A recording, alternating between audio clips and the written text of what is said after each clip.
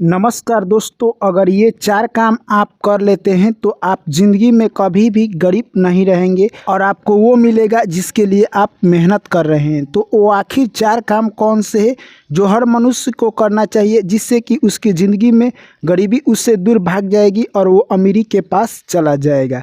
कहानी शुरू करें उससे पहले आप सभी साथियों से मेरी हाथ जोड़कर गुजारिश है, कहानी को अंत तक ज़रूर सुनना और जो भी साथी पहली बार आए हैं चैनल को सब्सक्राइब कर लेना। चलिए दोस्तों, कहानी को शुरू करते हैं। एक छोटा सा जंगल था। उस जंगल में एक कबूतर के जोड़ा बैठा हुआ था। कबूतर और कबूतरी आपस में ही बात कर रहे थे कि आज का खाना हम लोग कहाँ से खाएंगे। तभी कबूतरी कहती है कि आज हम दूसरे दिशा में चलेंगे खाना की तलाश में। वो लोग खाना की तलाश में जाते हैं और उन्हें खाना नहीं मिलता है। वो लोग ऐसे ही आकर फिर बैठ जाते हैं। यानी यही प्रक्रिया अगले 2-3 दिन तक चलती है। तब कबूतरी कहती है कि मुझे लग रहा है कि हम लोगों को खाना नहीं मिलेगा और भूख से हमारी जान जा रही है।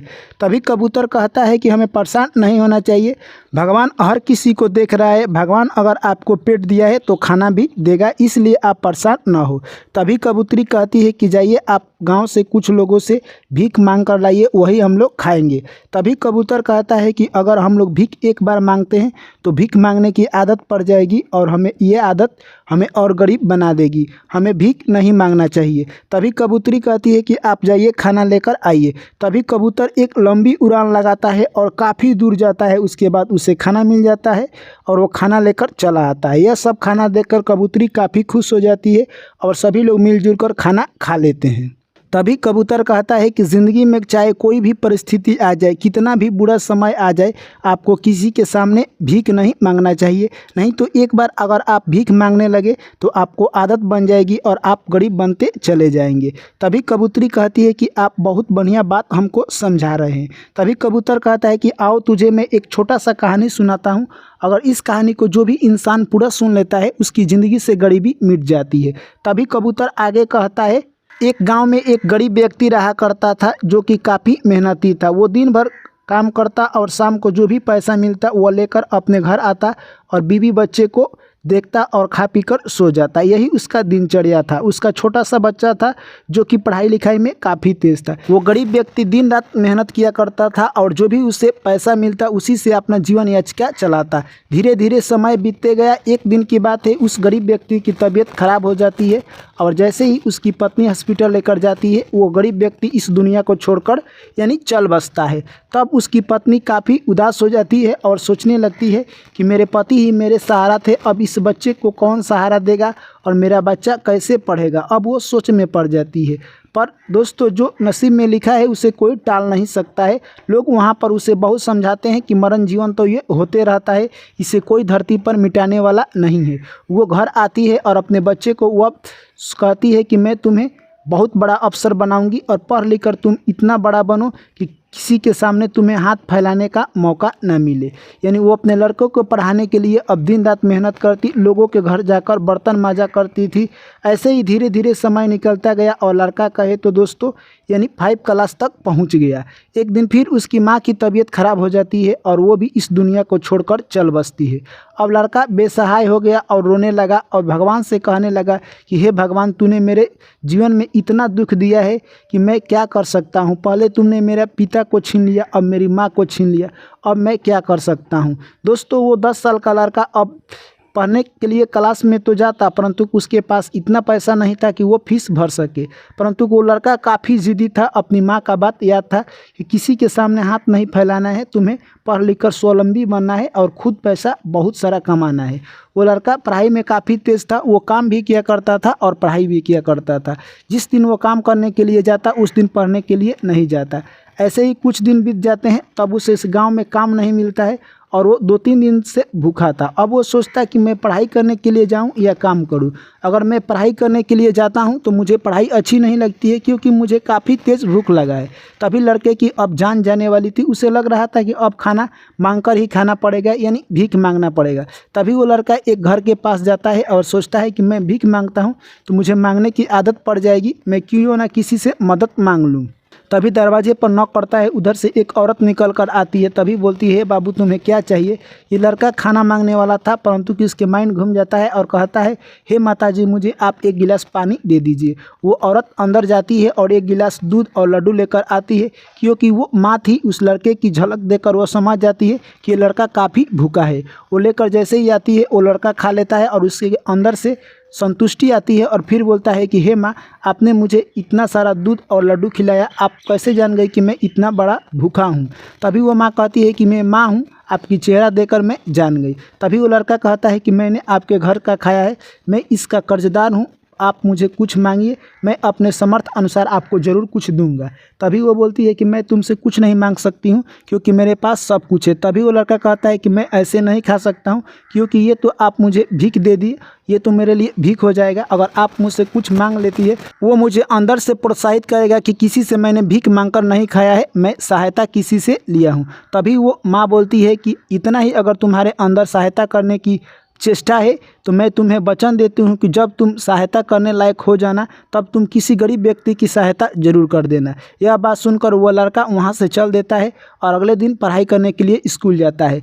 जिस स्कूल में वो लड़का पढ़ाई करने के लिए जाता था, जो माँ उसे खाना दी थी, उसका भी लड़का उसी स्कूल में जाता था। वो माँ उस लड़के को देखकर पहचान जाती है कि ये लड़का तो वही है जो मेरे घर खाना खाया था। तभी वो जाती है स्कूल में और उस लड़के के बारे में बायोडाटा पता करती है। तभी शिक्षक कहते हैं कि इसका माता पिता इस दुनिया को छोड़कर चल बसे हैं। ये लड़का काफ़ी मेहनती है और पढ़ने लिखने में भी काफ़ी तेज़ है।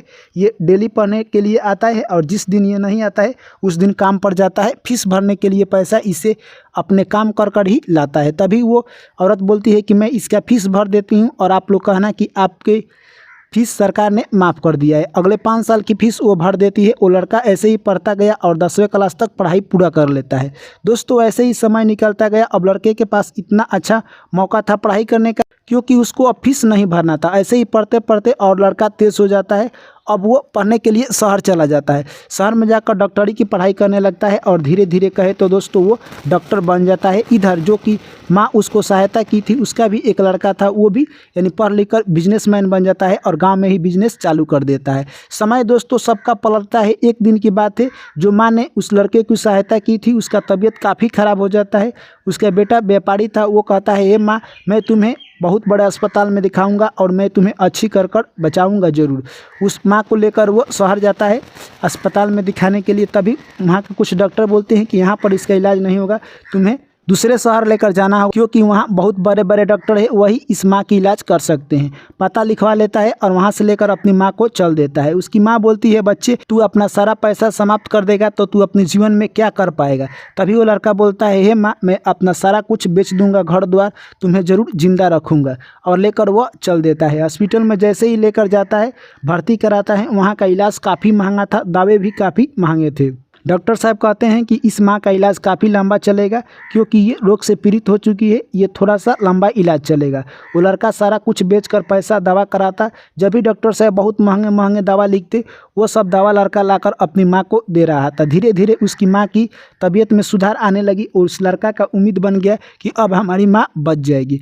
दोस्तों, ऐसे ही धीरे धीरे समय निकलता गया। एक दिन डॉक्टर बोलते हैं कि अब तुम्हारी माँ यानी घर जाने लायक हो चुकी है, अब तुम इसे ले जा सकते हो। मुझे एक बार पुनः इसका इलाज कराना होगा, मैं संतुष्ट हो जाऊंगा कि ये संपूर्ण रूप से ठीक हो गई है तो तुम ले जा सकते हो।